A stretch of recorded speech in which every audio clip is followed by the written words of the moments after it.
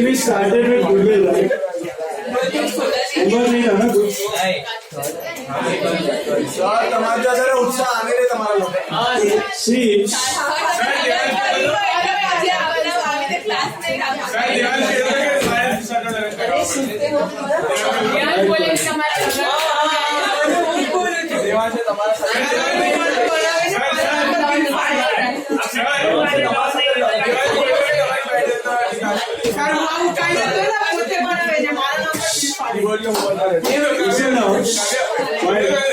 See.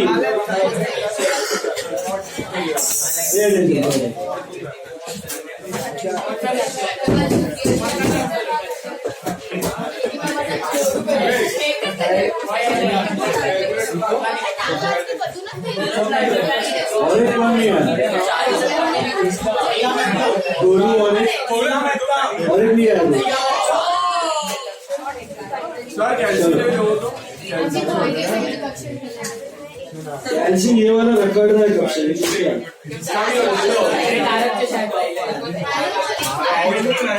किसी का गया था क्या? सीधी समझा हमारा किसी का सीधी समझा। चलो listen. Right now, see we started with goodwill. You remember?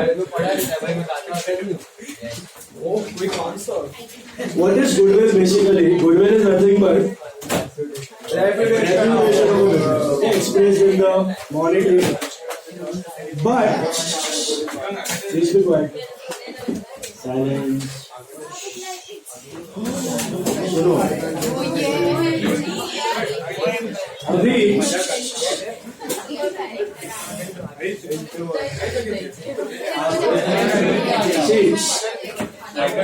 किसी भी business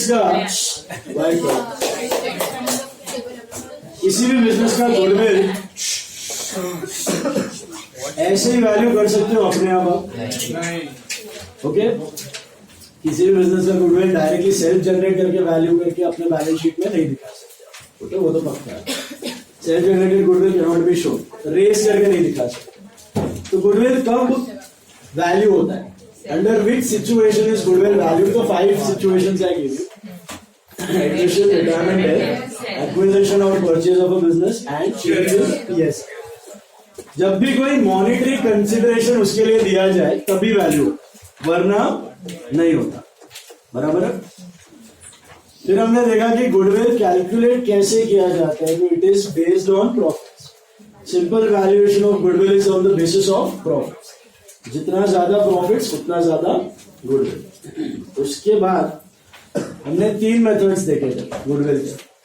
first method was average profit method. Average profit method क्या बोलता था कि अपना ही बिजनेस प्रॉफिट में किया, बाकी सारे लॉस में।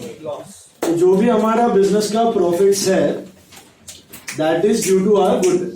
जो भी हमारा बिजनेस का प्रॉफिट्स है that is due to our goodwill.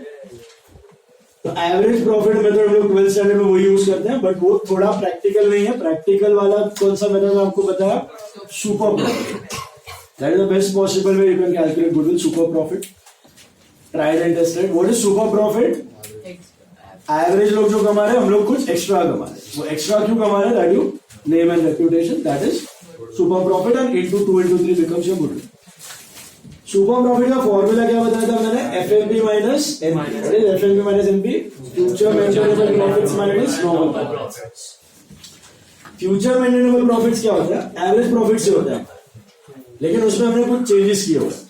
पास के कुछ अबनॉर्मल आइटम्स अगर आए तो वो हटा दिया, क्योंकि हमें सस्टेनेबल प्रॉफिट चाहिए। तो पास्ट में अगर कुछ अबनॉर्मल लॉस हुआ है तो आप ऐड बैक कर दो, पास्ट में कुछ अबनॉर्मल गेन हुआ है आप हटा दो, फ्यूचर में कोई नॉर्मल खर्चा होने वाला है तो माइनस करो, नॉर्मल गेन होने वाला है तो ऐड करो। तो वहां से आपको एक स्ट्रीमलाइन प्रॉफिट मिलेंगे जो आप 3-4 साल तक सस्टेनेबल बेसिस पे कमा पाओ। Minus normal profit, what is the formula for normal profit? Capital employed into NRR. हमने दोनों को ब्रेक डाउन किया था। NRR was nothing but risk free plus risk premium, depends on the business. And what was capital employed? How much capital अपना business में है, that capital employed. अपने capital पे हम लोग नॉर्मल रेट डालते हैं, बाकी इंडस्ट्री वाले जो नॉर्मली कमा रहे हैं वो रेट अप्लाई करते हैं, तो अपने को क्या मिलता है? Normal profit. और वो कैपिटल भी अपने को वैसे तो वेटेड एवरेज चाहिए, लेकिन वेटेड एवरेज कैपिटल मिल नहीं पाता है, तो हम लोग नॉर्मल एवरेज से काम चला लेते हैं। नॉर्मल एवरेज क्या होता है? ओपनिंग प्लस क्लोजिंग अपॉन 2, वो भी नहीं होता है 99%, तो हम लोग closing capital equal to average करके काम चला लेंगे, बराबर। सो कैपिटल मिल गया आपको, एनआरआर मिल गया, नॉर्मल प्रॉफिट आ गया, अपने बिजनेस का प्रॉफिट पता है, माइनस नॉर्मल प्रॉफिट करोगे तो क्या मिलेगा आपको? Super profit. और फिर वो कितने साल तक सस्टेनेबल है, वो पार्ट ऑफ जजमेंट है आपका, 2 साल 3 साल 4 साल, that is nothing but your goodwill. फिर तीसरा मेथड हमने देखा था कैपिटलाइजेशन मेथड, याद है आपको? कैपिटलाइजेशन क्या होता है? कैपिटलाइजेशन कैपिटल अप्रोच कहता है। कैपिटल अप्रोच का मतलब, असम्पशन क्या है कि सारे बिजनेसेस जो हमारे लाइन में उनके सारे का कैपिटल सेम है। ऐसा हो नहीं सकता है, बट यहाँ पे असम्पशन कि सारे बिजनेस का कैपिटल सेम है, हमारा भी वही है, सबका वही है। तो हम लोग यहाँ पे देखना चाहते हैं कि हम जो प्रॉफिट कमा रहे हैं वो अगर नॉर्मल रेट से कमाते तो हमें कितना कैपिटल लगता। हमारा जो बिजनेस का प्रॉफिट है वो जो कमा रहे हैं, अगर नॉर्मल रेट से कमाते बाकियों की तरह, तो हमें कितने कैपिटल की जरूरत पड़ती।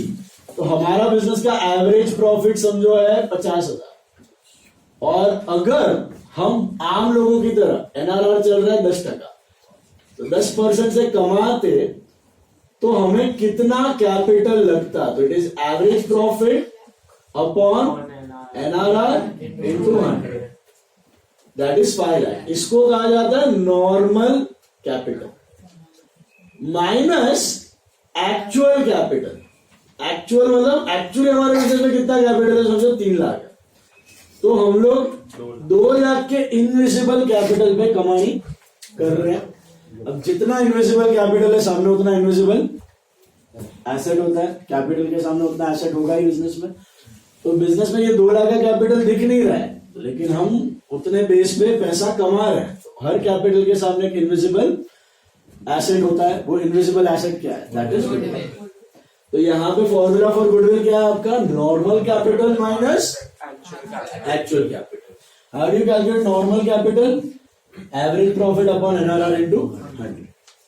समझा? लॉजिक समझे इसको? तो इधर हम लोग कैपिटल कंपैरिजन करते हैं। तो बाकी लोग 10 लाख पे, बाकी लोग समझो 5 लाख पे 50,000 कमा रहे हैं, या सबका कैपिटल समझो 3 लाख चल रहा है, सबका कैपिटल 3 लाख पे 30,000 कमा रहे हैं। सब लोग 3 लाख पे 30,000, 3 लाख पे 30,000, 3 लाख पे 30,000, 10% कमा रहे हैं। तो हम लोग भी 3 लाख पे 30,000 कमाने चाहिए थे, लेकिन हम तो कमा रहे हैं 3 लाख पे 50,000, 20,000 एक्स्ट्रा कमा रहे हैं। तो एक्स्ट्रा कैपिटल कितना लगता है वो कमाने के लिए? 2 लाख, जो नहीं है हमारे बिजनेस में, फिर भी हम कर रहे हैं काम। That's because of good invisible asset. Is it clear? इसका एक और तरीका क्रॉस वेरिफिकेशन का, जो एक्स्ट्रा प्रॉफिट है। अभी मैंने बताया 30,000 सब लोग कमा रहे हैं, हम 50 कमा रहे हैं, तो हम लोग एक्स्ट्रा कितना कमा रहे हैं? 20। वो सुपर प्रॉफिट हो गया हमारा, average minus normal, right? What is normal profit? Capital employed into NRR upon 100। What is the capital employed in our business? 3 lakhs, correct? Into NRR upon 100, 10%, 30,000 is normal profit. Whereas we are earning how much? 50,000. So what is our super profit? 20,000 upon NRR into 100. So straight you will get 2 lakh. मतलब वो जो extra मलाई कमा रहे उसके लिए कितना extra capital लगेगा? 2 लाख। वही गुडविल। तो वो क्रॉस वेरिफिकेशन के लिए। कुछ पूछा नहीं है तो ये वाला मेथड अप्लाई करना है कैपिटलाइजेशन, ठीक है? याद आया? तो ये 3 मेथड्स हमने लर्न किए हुए। कोई डाउट्स? बढ़े आगे। चौथा और आखिरी मेथड, इसको बोलते हैं annuity method of super profit. क्या बोलते हैं? Annuity method of super profit. अब आपने शायद ये मैथ्स में एन्युटी आया कि नहीं, आई डोंट नो, आया? फ्यूचर वैल्यू, प्रेजेंट वैल्यू क्या? पीवी फैक्टर्स, एफई फैक्टर्स,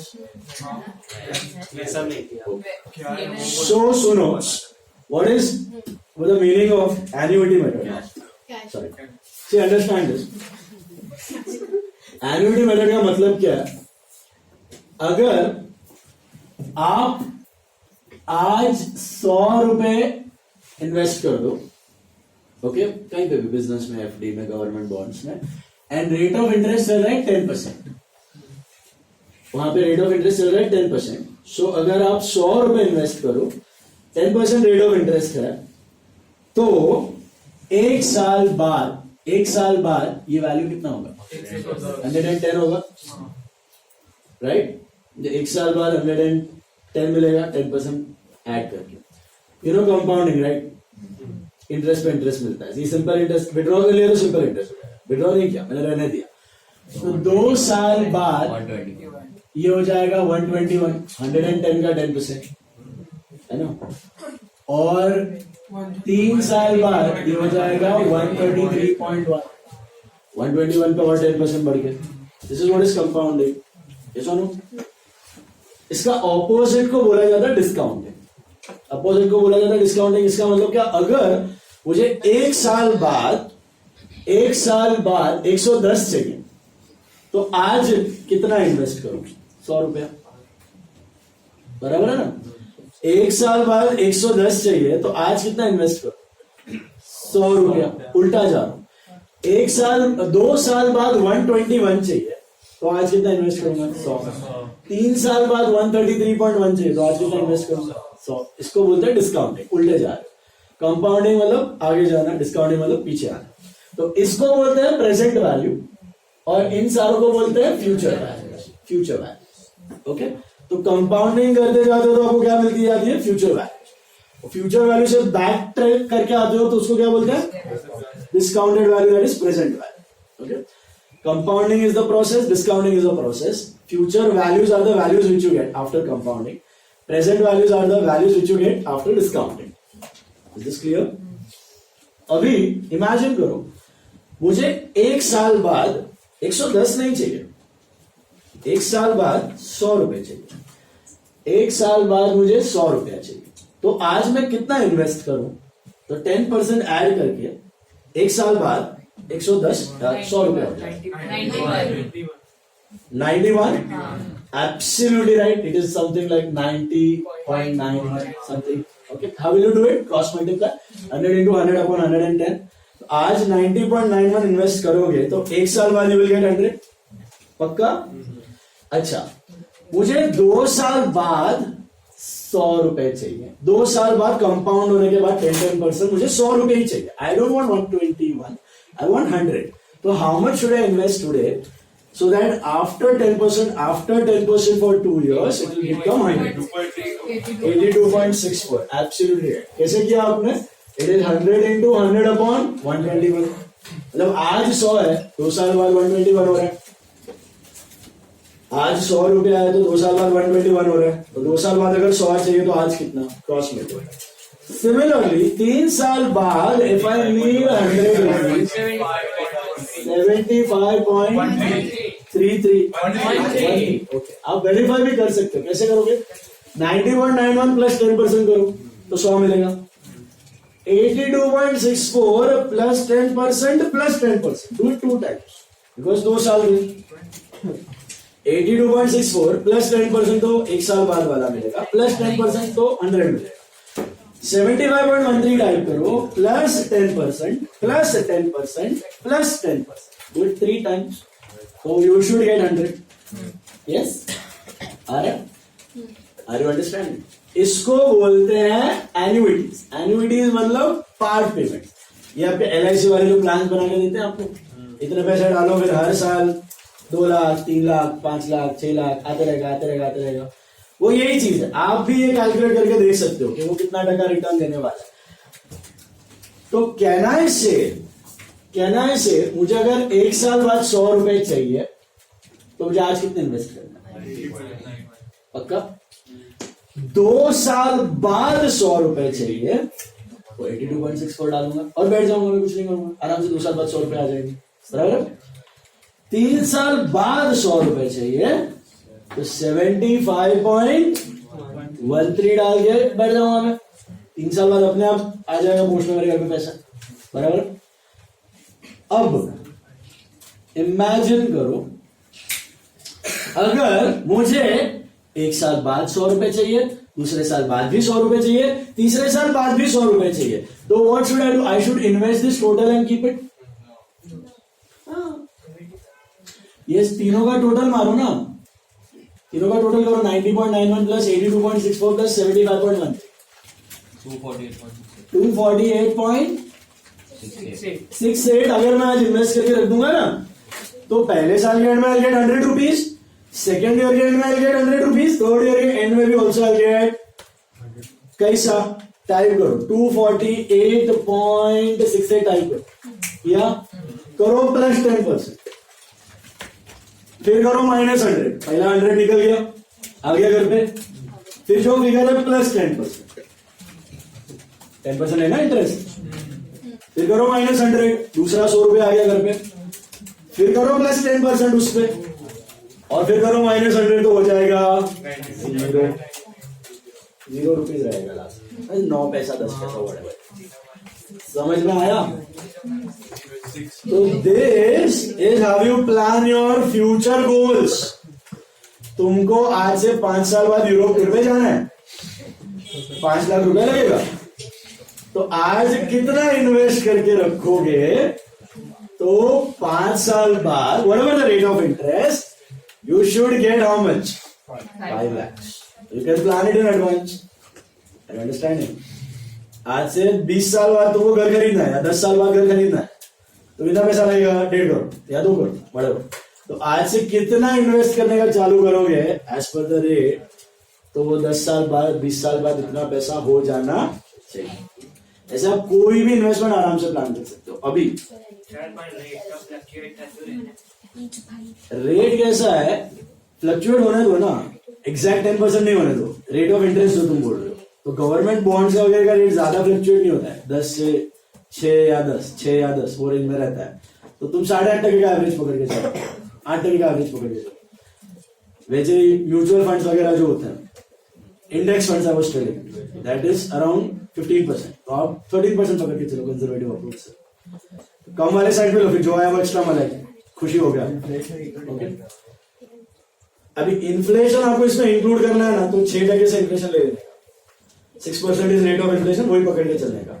मतलब आपका म्यूचुअल फंड रेट अगर 13% है तो -6 कर दो, 7 पकड़ के चलो, मतलब 7% से आपको जो उस दिन मिलेगा वो आज का वैल्यू, और अब 13 पकड़ रहे हो तो आज जितना वैल्यू नहीं हो, अकॉर्डिंगली यू कैन कैलकुलेट। अब इसका मैं एक शॉर्टकट देता हूं। ओके, इसमें मैंने आपको क्या बोला कि ये कंसेप्ट समझ में आ रहा है कि अगर मुझे 1 साल बाद 100 रुपए चाहिए तो आई शुड इन्वेस्ट 90.91, 2 साल बाद 100 रुपए चाहिए 82.64, 3 साल बाद 100 रुपए चाहिए 75.13, 4 साल बाद चाहिए आप कर सकते हो, 5 साल बाद चाहिए वो भी कर सकते हो। इन सबका टोटल करोगे तो एन्युइटीज आते रहेंगी ना, हर साल इतने पैसे आते रहेंगे। पहले हर साल 300 नहीं मिलेगा, पहले साल 100 खत्म, दूसरे साल भी 100 निकाल दोगे, विड्रॉ करोगे, तीसरे साल भी 100 निकाल के खत्म हो जाएंगे, बराबर है। अभी इसका एक शॉर्टकट है, type in your calculator 1 into 100 upon 110, you will get a big figure. 1 into 100 upon 110, just tell me up to 4 decimals. 0.9091, rounded off to 4 decimals. जो फिगर उसको रहने दो, 1 into 100 upon 110 किया हुआ फिगर, into 100 upon 110 करो। क्या ऐसी लाया था ना, ये फिर देगा मैं next time. 0.8264 correct, into 100 upon 110 you get 0.7513। दिख रहा है आपको कुछ? Exactly. तो what I can do is मेरे को ये क्रॉस मल्टीप्लिकेशन लफड़ा करने की जरूरत नहीं है. I can simply calculate the PV factors, इसको बोलते हैं PV factors, and I can simply multiply this by 100, right? I get these figures. देखो ना, 0.9091 into 100, 90.91. 0.8264 into 100, 82.64. 7513 into 100, 75.13. आ रहा है ना? इनको बोलते हैं पीवी फैक्टर्स ऑफ गम्मत. अगर मैं इन सारे पीवी फैक्टर का टोटल करूं तो 0 पॉइंट नहीं मिलेगा. हाँ, 0 पॉइंट क्या है? नहीं, 2.4868 या 7 बोलो क्या है? 68 आ रहा है. 68 आ रहा है. ये तीनों में इंटू 100 किया. इसको मैं इंटू 100 कर दूं तो मुझे सीधा तीनों का टोटल मिल जाएगा. तो बोलने का मतलब आपको जब भी प्रेजेंट वैल्यू ढूंढना है किसी भी आइटम का, मतलब आपका गोल है कि मुझे 10 साल बाद हर साल 1 लाख मिलना चाहिए. तो आज से मैं कितना इन्वेस्ट करना चालू करूं? तो 1 लाख का प्रेजेंट वैल्यू, 1 लाख का प्रेजेंट वैल्यू, 1 लाख का प्रेजेंट वैल्यू 10th ईयर का चाहिए ना. 10th ईयर का चाहिए. तो इतना सारा 10 साल का कैलकुलेट करके क्रॉस मल्टीप्लाई करने की जरूरत नहीं है. आप खाली क्या करो, सबका पीवी फैक्टर ढूंढो. 10th ईयर का पीवी फैक्टर क्या होगा? 10th ईयर के पीवी फैक्टर से टाइप मल्टीप्लाई 1 लाख. तो मतलब आज आप वो जो भी सम इन्वेस्ट करके रखो 20-30 हजार, तो 10 इयर्स बाद वो कितना हो जाएगा? 1 लाख. दूसरे के लिए 11th ईयर में आपको चाहिए 1 लाख, तो 11th ईयर का पीवी फैक्टर ढूंढो. 11th ईयर का पीवी फैक्टर को you multiplied by 1 lakh, you will get that discounted present value. That value, if you keep it for 11 years, you will automatically get 1 lakh. 12th year के and में चाहिए 12th year का PV factor लो. 13th year में चाहिए 13th year का PV factor लो. समझ में आ रहा है? How to calculate PV factors? It is very simple. 1 into 100 upon 110, क्योंकि रेट वॉज 10%. अगर रेट 12% होता ना, 1 into 100 upon 112 और करते जाओ 12 बार, तो 12वें साल का पीवी फैक्टर मिल जाएगा. समझ में आ रहा है? अगर रेट ऑफ इंटरेस्ट समझो 15% है, तो 1 into 100 upon 150. एक बार करोगे तो 1 साल का मिलेगा. 2 बार करोगे वही 2 साल. 3 बार तीसरा साल. 4 बार चौथा साल. ये भी आपको कैलकुलेट करने की जरूरत नहीं है. ऑनलाइन जाओगे, just type PV factor table करके पूरा टेबल 1 से लेके 100% तक और 1 से लेके 100 इयर्स तक पूरा मैट्रिक्स दिया हुआ है. तो आपको पूरे पीवी फैक्टर्स भी अवेलेबल होते हैं. सारे के सारे पीवी फैक्टर्स भी ऑनलाइन सारे के सारे अवेलेबल है. इनफैक्ट उसका पूरा टेबल मिलता है. ओके, रेडीमेड टेबल्स भी मिलता है. फ्यूचर